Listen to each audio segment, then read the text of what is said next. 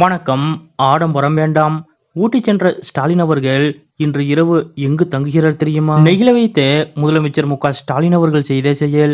இதை பத்தின முழு விவரத்தோட இப்ப நம்ம பார்க்கலாம். மலர் கண்காட்சியை தொடங்கி வைப்பதற்காக முதலமைச்சர் மு.க.ஸ்டாலின் அவர்கள் 5 நாள் சுற்றுப்பயணமாக இன்றைய தினம் ஊட்டி சென்றுள்ளார். இதற்காக முதலமைச்சர் மு.க.ஸ்டாலின் அவர்கள் இன்று காலை சென்னையிலிருந்து விமானம் மூலம் கோவை விமான நிலையம் வந்தார். கோவை வந்த முதலமைச்சர் மு.க.ஸ்டாலின் அவர்களுக்கு கோவை மாவட்ட திமுகவினர் திரண்டு வந்து உற்சாக வரவேற்பு கொடுத்தனர். பின்னர் முதலமைச்சர் மு.க.ஸ்டாலின் அவர்கள் சாலை மார்க்கமாக மேட்டுப்பாளையம், கோத்தகிரி வழியாக நீலகிரி மாவட்டம் ஊட்டிக்கு பயணமானார். ஊட்டிக்கு சென்ற முதலமைச்சர் மு.க.ஸ்டாலின் அவர்களுக்கு நீலகிரி மாவட்ட திமுக சார்பில் கோத்தகிரி, கட்டப்பட்டு, ஊட்டி, சேரிங் கிராஸ் உள்ளிட்ட பகுதிகளில் சாலையின் இருபுறமும் ஆயிரக்கணக்கான திமுகவினரும் பொதுமக்களும் திரண்டு வந்து உற்சாகமான வரவேற்பு அளித்தனர். அப்போது முதலமைச்சரும் காரில் இருந்தவாறு பொதுமக்களையும் கட்சியினரையும் பார்த்து கையசைத்தபடியே சென்றார். இதற்கிடையே இன்றைய தினம் ஊட்டி சென்றுள்ள முதலமைச்சர் மு.க.ஸ்டாலின் அவர்கள் எங்கு தங்க இருக்கிறார் என்ற தகவல் வெளியாகியுள்ளது. அதாவது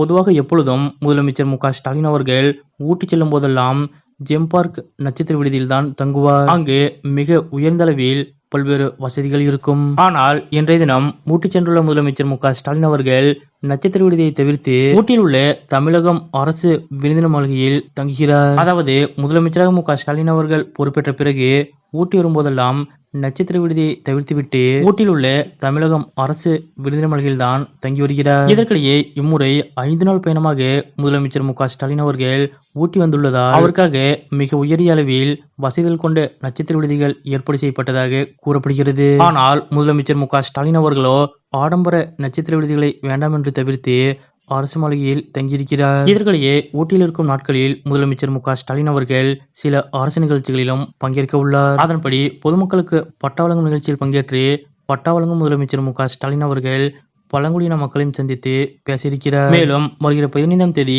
ஊட்டி அரசு தாவரவியல் பூங்காவில் புகழ்பெற்ற 127வது ஊட்டி மலர் கண்காட்சியை முதலமைச்சர் மு.க.ஸ்டாலின் அவர்கள் தொடங்கி வைக்கிறார். இதனைத் தொடர்ந்து ஊட்டி நிகழ்ச்சிகளை முடித்துக் கொண்டு வருகிற 16ஆம் தேதி ஊட்டியிலிருந்து கோவை வந்து அங்கிருந்து விமானம் மூலமாக மீண்டும் சென்னை திரும்பியிருக்கிறார் முதலமைச்சர் ஸ்டாலின். ஊட்டியில் முதலமைச்சர் மு.க.ஸ்டாலின் அவர்கள் தங்கியிருக்கக்கூடிய தமிழகம் விருந்தினர் மாளிகையில் பாதுகாப்பு ஏற்பாடுகள் பலப்படுத்தப்பட்டுள்ளன.